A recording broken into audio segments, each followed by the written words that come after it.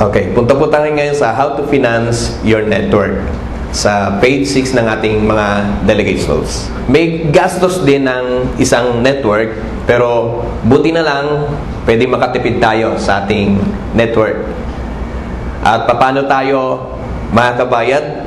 So tingnan natin, merong magandang paraan. Yung isang prinsipyo ng self-sustaining. Mahirap din ang maging financially self-sustaining, pero kaya po yan. Kaya po ba natin? So ang bawat simbahan, kailangan i-cover nila yung sariling gastos sa pag-take ng church planting. Subsidizing this cost can aid immediate success in the first generation of church plant, but this can also hinder multi-generation multiplication of churches. Sa una, makakabuti yung mga sponsor, yung mga tulong sa church planting, pero hindi nakakabuti doon sa mga susunod na mga projects. So, kailangan, sa una pa lang, masasanay na self-sustaining. So, the funding system of the first generation church plants must be reproducible. Ibig sabihin, pwedeng gayahin ng susunod na grupo. Sa madaling salita, KKB tayo. KKB. Alam niyo ba ibig sabihin ng KKB?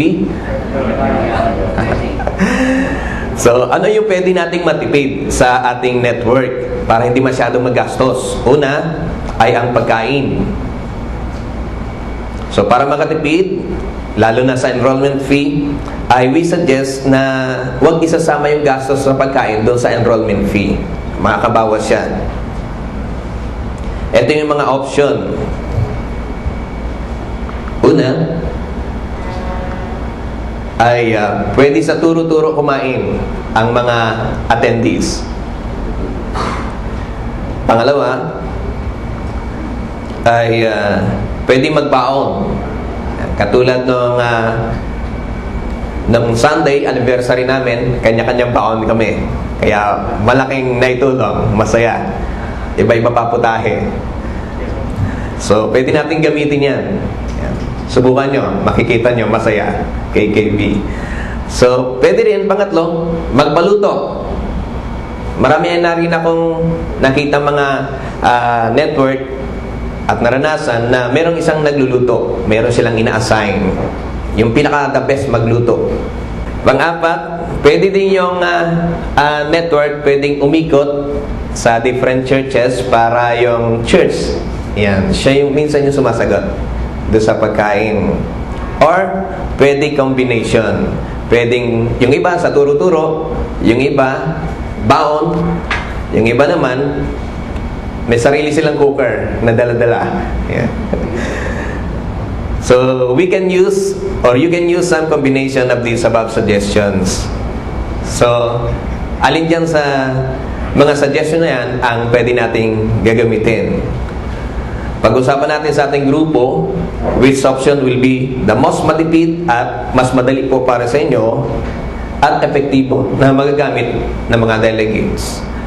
So, please pause the video for 2 minutes.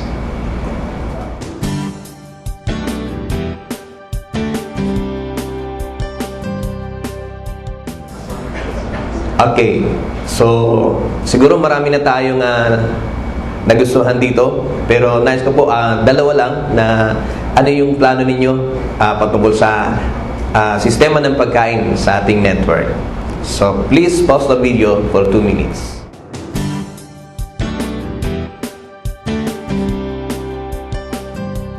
Isa pang bagay na pwedeng makatulong na malaki sa ating network is to take an offering.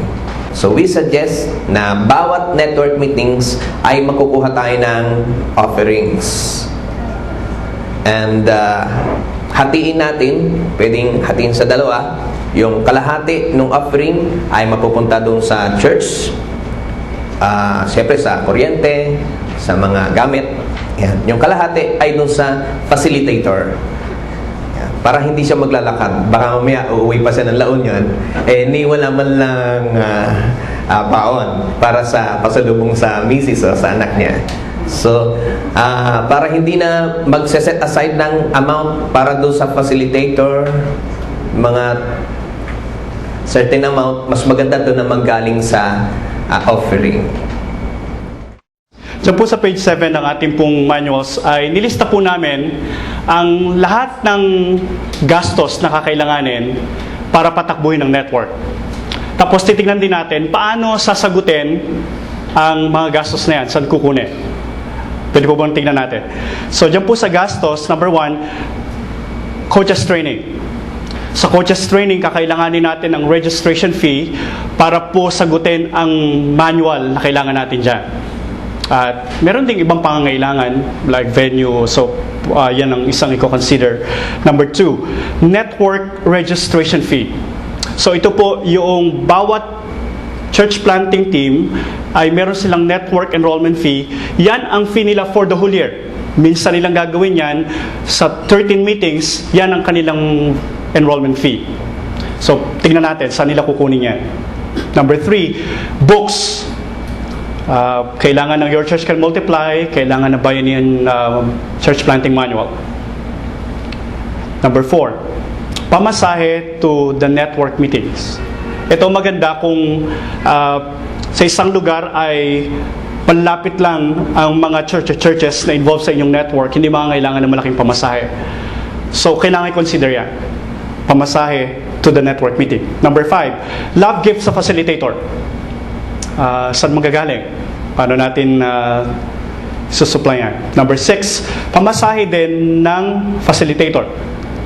Ayaw natin na ang facilitator natin ay mag-abono. Okay po ba yun? Ayos po ba na hindi natin sila pag-aabonohin? Number 7, load ni facilitator. Si facilitator ay maraming communications na kailangan gawin.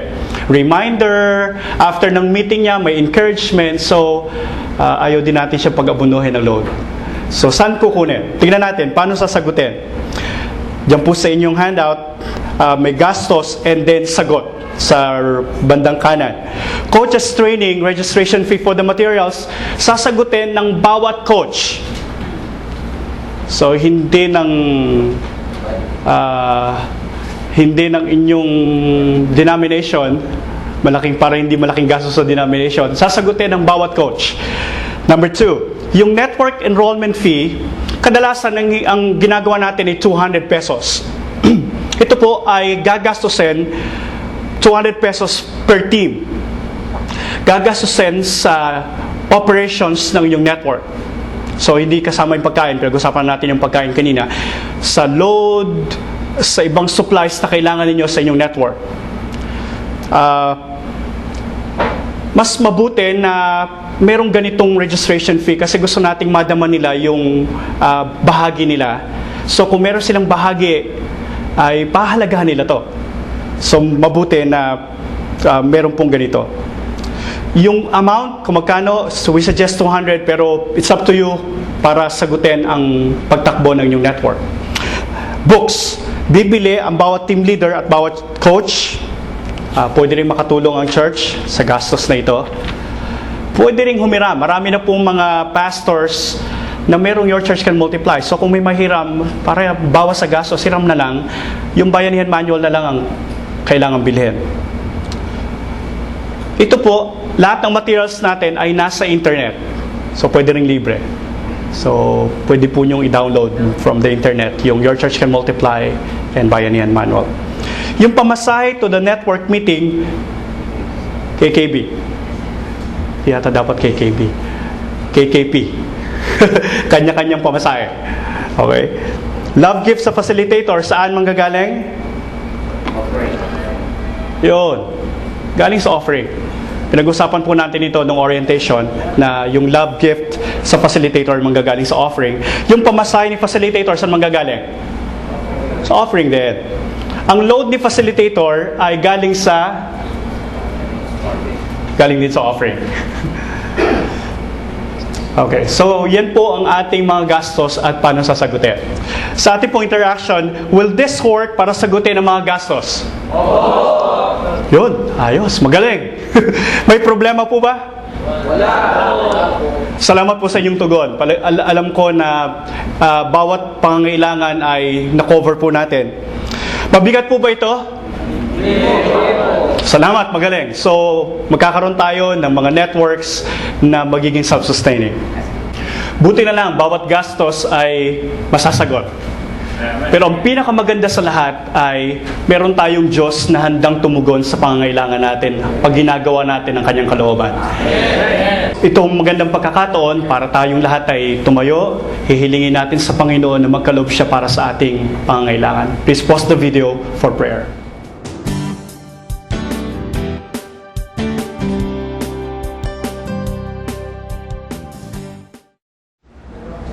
Okay, tuloy na po tayo sa next topic. Buksan po natin sa page 9, how to prepare for your coach's training and your network.